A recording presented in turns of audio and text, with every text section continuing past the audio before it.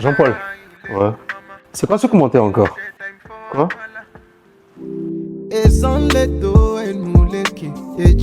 Ah ouais, l'extrait du prochain son de cet artiste-là qui parle Mina à un moment donné façon... c'est trop cool, c'est trop cool. Il le parle tellement bien, on dirait qu'il est togolais. T'es sérieux là? Fais l'ombre, il est togolais, Tchalé. Bon, mettre un drapeau togolais, nigérien avec un autre drapeau là, on connaît cette technique-là, ouais. En fait, tu ne le connais pas du tout le mec. C'est la première fois que tu entends un son de lui, avoue.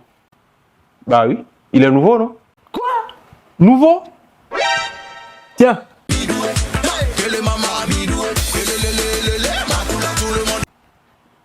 Et ça?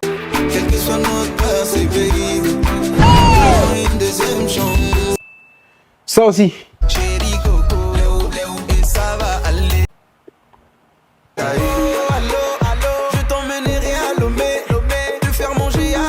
Le nouveau, ouais.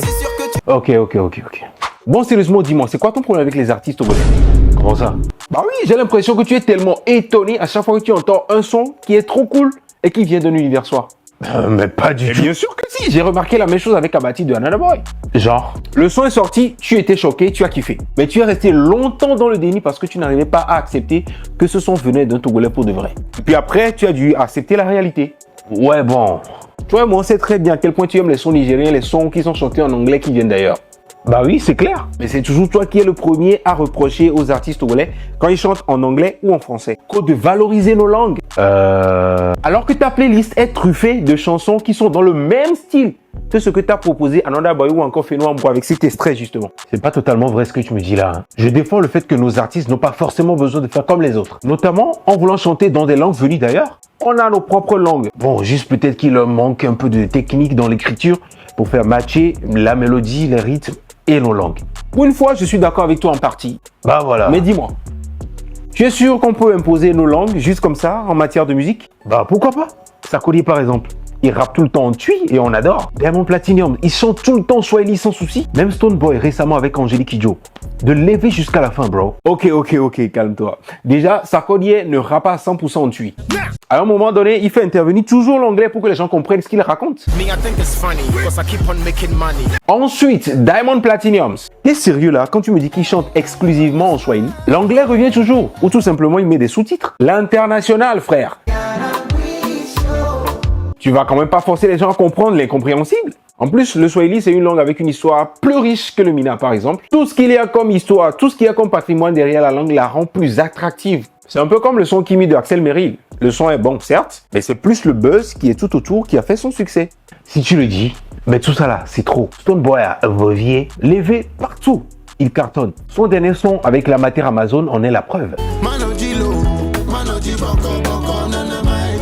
Mais lui non plus n'est pas Kébé tout le temps, bro. Il met toujours un couplet en anglais, surtout quand il rappe en dancehall. Et quand tu me parles de la matière Angélique Kidjo, aujourd'hui, elle peut sortir un album totalement en fond. Le monde entier sera d'accord parce qu'elle n'a plus rien à prouver. Elle a chanté en fond, en Neve, en Mina, en Gain, en français, en anglais, en Swahili, en Lingala, en espagnol, frère. Qu'est-ce que tu veux?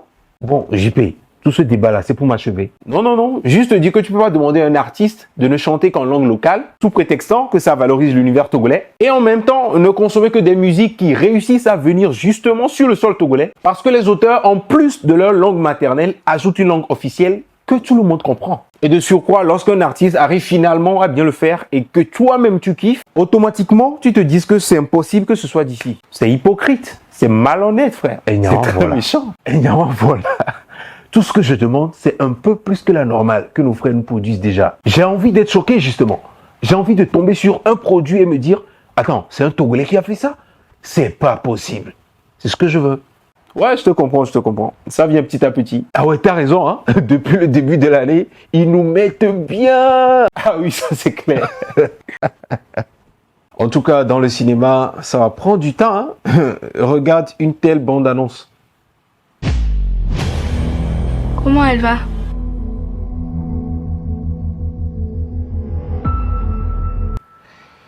Les gens ailleurs sont tellement à fond. Même David Mauto, il a dû voyager pour le tournage de ce film. Il vise loin, le gars. Frangin, que vais-je faire de toi? Quoi encore? Ce film est togolais. Bon, quelques acteurs togolais qui sont inclus, quelques scènes également tournées à Lomé. Il y a plein de films que les gens viennent tourner à Lomé. Hein. Celui-là, c'est de Michel Diane. Tu l'as su pas sur Insta ou quoi? Michel Diane est une réalisatrice togolaise, Charlie.